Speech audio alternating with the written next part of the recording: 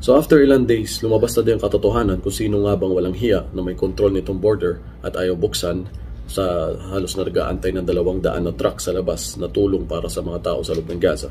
After na magturuan tatlo, lumabas na din katotohanan kung sino nga ba may control nito. Speaking of this border, halos naging part of my life na ito. Halos nakamulatan ko na itong border na since bata.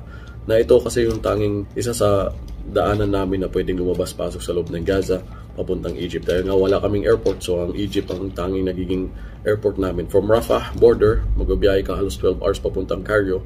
At sa Cairo City, na capital city ng Egypt, na doon ka makakasakay sa airport na papunta pabalik ng Pinas. So last time ko nakita ito is 2002, saan dyan kami lumabas. Halos nag-stay kami 1 week sa Egypt din. So, yung nakatapos na din yung tatay ko sa aaral niyang doktor. Babalik na sana kami, pinauna lang siya nanay ko, long story. So, nag-start yung gera, pag uwi din niya, hindi kami nakasunod. So, itong border na to halos, ewan ko lang kung bingin-bingin na ako dito sa, buong pagkabata ko, pati high school, lagi nakasalalay yung isip ko dito na nag-aantay kumbaga, na kailan to bubukas, bukas na ba, kailan to bubukas, bukas na ba, parang are we there yet? Tapos, nagsara siya for how many years? Nagbubukas lang siya halos 3 times a year. At ang tagal pa, pipila ka na halos may 10,000 taong na nakapila din sa border bago ka makalabas o makapasok sa loob ng Gaza. Kaya for 20 years, hindi ko nakita ang tatay ko, last na yung 2006. Ngayon, speaking of this, binabantayan ko din to ng ilang araw na bakit, anong dahilan, bakit sarado pa, sino may control, sino may ayaw. Dahil simula itong nangyari yung gera, 2 weeks na, sinara ito at walang lumalabas, walang makapasok din na kahit anong supply. Para silang ginawang hayop na walang kuryente, tubig, pagkain, habang ang mga hipokrito sa atin tumatawad na sasabihin yan kasi. Sana mangyari din sa kanila, inshallah, para maramdaman din nila. Ang punto ko dito is yung kawawa mga civilian, yung mga pagkain nila, yung nag-aantay sa labas, yung mga charity ng mga tao, na halos 200 na truck na nag-aantay sa labas ng border ng Rafah sa Egypt, na kung kahit papanoorin mo sa TikTok, may mga reporter dyan, mga Arabo, na nagbi-video patungkol doon, nagvo-vlog, yung mga driver yata ng truck na andun nag-aantay ng ilang araw na ayaw pa rin sila papasukin. Tapos isa din Pilipina na nakausap ko taga Gaza, kaibigan ng nanay ko, na andun na din sila nag-antay ng ilang oras, buong maghapon sa loob sa may mismong gate lang ng Rafah border para makalabas. Halos maraming ilang daan ang mga Palestinians nandoon na may mga ibang citizen, may mga American citizen, Canadian, Filipino. So hindi sila makalabas din, hindi sila pinapalabas. Tapos nag-search ako sa ibang balita, ang sabi, ang Hamas daw may ayaw silang palabasin. Sandali lang. Totoo ba to? Kailangan suriin mabuti. Hindi sa pinagtatanggol ko sila, ayaw ko maniwala. Kasi, imposible, nagtuturuan eh. Kaya, kahit pumunta ako sa Arab News, kung marunong ka mag-Arabic English, makikita mo yung talagang parang nagtuturuan, nagka-conflict yung kanilang mga opinion. So, kahit sa Egyptian president, pinanood ko yung video niya. Sabi, magbibigay ng dahilan. Alam ko naman kasi mabigat naman talaga sa responsible na, alam mo yon, marami na nga naghihirap sa bansa niya, tapos sasalo pa siya ng ibang problema na ibang lahi na saan niya patitiran sa desierto. So, medyo nagigets ko din yung punto yun, nagiging middleman sila na, alam mo yun, sabi niya sa video niya na meron naman desierto ang Israel, yung tinutukoy na siguro sa baba. Kaya parang diamond yung Palestine pababa sa Red Sea. Meron naman malawak na desierto ang Israel, which is aka Palestine naman yun. Pwede naman patirahin doon saglit muna yung mga civilian, tapos tapusin muna ng Israel yung mission nila sa Gaza sa mga Hamas. After yan, babalikin na nila yung mga civilians. Na paghahalataan na ayaw din niya talaga mabigat na responsible na kunin yung mga Palestinians doon. So, pagdating naman sa border, sino ba talaga ayaw magbukas? Alam ko nga, control ng mga Hamas ito since noon na sila na may hawak ng border, kaya pwede nang madali sa mga Palestinian lumabas-pasok. Yung pala, permission pa rin ng Israel hanggang ngayon. Na sila lang pala inaantay. Lumabas na din ang totoo na sino may ayaw. Una sa balita, sabi Hamas ayaw. Tapos ngayon, Egypt daw. Tapos ngayon, binamin ng Egypt, sinabi na ang Israel daw hindi nakikikooperate. Ilang araw na.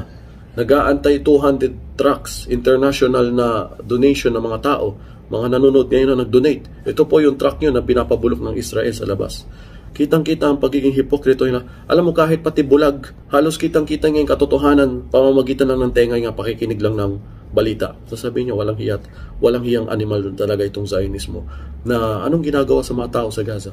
Wala akong pakialam sa politiko, sa sino man leader o anuman stupidity. Ang punto ko dito is yung mga civilians na kawawa, mga bata sa loob ng Gaza na nag-aantay nitong supplies na ito.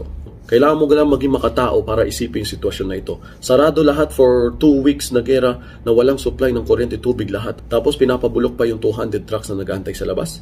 Tapos ngayon, yung isang araw lang, binuksan sa wakas, after na umamin ng Israel na sila lang pala inaantay na walang hiya, nabuksan daw yung border, at pinapasok lang nila na truck. Pinapayagan lang nila yung araw na yon is 20 lang. Sa loob ng 200 trucks, 20 lang ang pinapasok nila. 20 na kung saan sinasabi nga, itong supply na 20 halos ang masusupply lang nito na Palestinian sa loob ng 2 plus million na Palestinian sa loob kasama na yung mga 100 mahigit na Pilipino. Ang supply na ito, kaya lang abutin ng 2% na tao sa loob. 2% lang na tao ang kayang abutin. So, ibig sabihin, the rest na 98% ng tao sa Gaza ay hindi maaabutan o makakaamoy ng kahit anong meron dito sa supply na ito. Supply ng pagkain, medical, tubig. Sabi nga ng isang journalist, kanina lang napanood ko interview niya, sabi niya sa normal days, yung walang gera, halos 400 or sabi nga ng Al Jazeera o 800. So 400 to 800 na trucks ang pumapasok, labas-pasok araw-araw sa Gaza sa mga supply na mga kailangan. Alam siguro yan ng mga businessman o mga merchandiser natin na o kahit yung may mga sari-sari store sa atin sa probinsya. Alam nyo kung malakas ang mga tao sa lugar nyo bumibili, nauubos yung paninda nyo o product nyo sa stocks nyo sa loob ng sari-sari store nyo, babalik kayo sa bayan para bumili araw-araw, di ba? Na araw-araw siguro kayo namamalingki kasi nauubos yung mga stocks nyo. Paano pa kaya yung 20 trucks lang, paano susuplayan nito yung 2 million na tao? Nasabi nga 2% lang ang kaya nitong maabutan ng supply. So that is na 150 plus na nag-aantay sa labas ng border. Inaantay, sinasadyang pabulukin. Alam mo, bata pa lang ako, ini-educate kami ng parents namin patungkol dito. Lumalaki ako na, alam mo yung common sense na lang, kahit hindi mo na kailangan maging psychology para makita kung gaano sila kahayop. Hindi man ako maglaro ng chess, pero nakikita mo yung paglaro nila ng chess sa totoong buhay. Na paano nila kinokontrol. Obvious naman, gusto nilang pabulukin muna, pabulukin yung mga stocks sa labas ng border, na mapanis yung mga pagkain, mabulok yung mga medical supplies sa init ng desyerto sa labas ng Egypt. Para pagpasok sa Gaza, i-inject dun sa mga tao na mamatay na din na itong mga terorismo. Ganun naman ang gusto natin marinig sa kanila, di ba? Yun ang kulang na lang sabihin nila. Sinasadya namin pabulukin yan para isaksak dun sa mga tao na mamatay na dun sa loob ng Gaza. Yun ang naman talaga purpose namin, kaya pinapatagal namin yung mga trucks sa labas. At wala nang ibang dahilan. Kaya sa mga nag-support, sorry to say na ito yung mga donation nyo. Mga galing sa bulsa natin ang mga donation na binigay natin sa mga international donation, ito na, nabubulok lang yung binigay nga doon sa labas ng disyerto. Na pa isa-isa lang pinapapasok. Sorry to say na ito ang nangyayari sa donation nyo. At yung mga vlogger sa atin na one-sided na hipokrito, ni hindi ginagawa ng video ito patungkol dito. Diba? Wala. Nakasalalay yata sa akin yung pag-translate ng Tagalog talaga. Sa English marami na, pero hindi ko alam kung pinapanood nila. O sa Jambulago, one-sided talaga o bias. Pero ewan ko, ako lang nagtatagalog nito, nagtatranslate sa inyo para malaman nyo yung nangyayari doon. Go search. Hindi ako nagsasalita na walang video o walang pictures. Andiyan ang ebidensya lahat sa iyo. So, kung hindi lang ako Muslim na naniniwala sa tadhana, palagi ko sisisihin itong border na palaging sarado. Kaya for 20 years ko hindi nakita ang buong kamag-anak ko doon. Last year, lola ko namatay na hindi ko lamang naabutan. For 20 years, hindi kami nagkita. Inaasahan pa naman niya ako makarating last year. Wala. So, tanging Allah meron kami. Siya lang ang pag-asa at naway lahat tayo saksi sa bagay na ito sa araw ng paghuhukom. Titingnan natin kung saan impyerno mapupunta itong mga taong may kagagawa na ito. Pakishare ito para malaman ng mga iba. Maraming salamat.